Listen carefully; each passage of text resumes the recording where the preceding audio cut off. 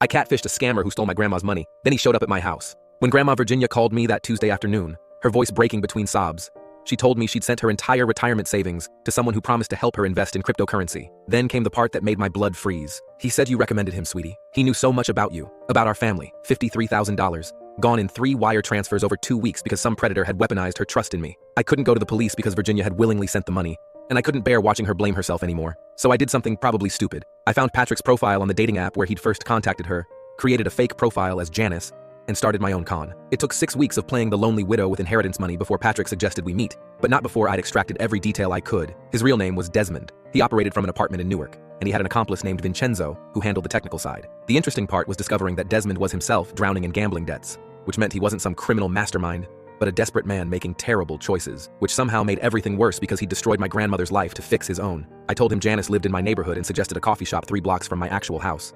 My plan was simple: confront him, record his confession, threaten exposure unless he returned Virginia's money. I'd practiced the speech hundreds of times. What I hadn't anticipated was that Desmond was simultaneously working another angle. He'd somehow found out that Janice wasn't real, traced the account back to my IP address, and decided that whoever was catfishing him might be worth robbing, since they were clearly invested in finding him. The depths of his stupidity were almost impressive, so when my doorbell rang that Saturday morning, and I found Desmond standing there with Vincenzo, both looking significantly more dangerous than their dating profiles suggested, I realized I'd made several catastrophic miscalculations. Desmond's smile didn't reach his eyes when he said, "We know you're Virginia's grandson.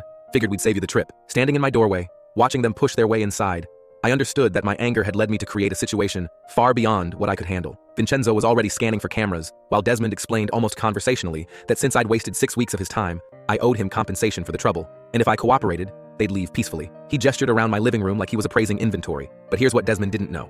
I told my sister Patricia everything, and she was a prosecutor who thought my plan was insane, but agreed to be my safety net. When I texted her the code word that morning, after seeing them approach, she'd already called in favors. The look on Desmond's face when sirens erupted outside 4 minutes later was something I'll remember forever. He actually said, "You've got to be kidding me," like I'd somehow cheated at a game he thought he was winning. Turns out breaking and entering with intent to rob someone who's been documenting your previous fraud creates a very prosecutable situation, especially when that someone's sister knows exactly which detectives to call. Virginia got $18,000 back from Desmond's seized assets eventually. Not everything, but enough that she could stay in her house. Desmond got 33 months, Vincenzo got 18. What I told Virginia later, sitting in her kitchen while she made tea with shaking hands, was this: "I'm sorry I didn't just help you file the reports from the beginning. I made it about revenge when it should have been about you." She patted my hand and said I'd done what I thought was right, but we both knew I'd gotten lucky.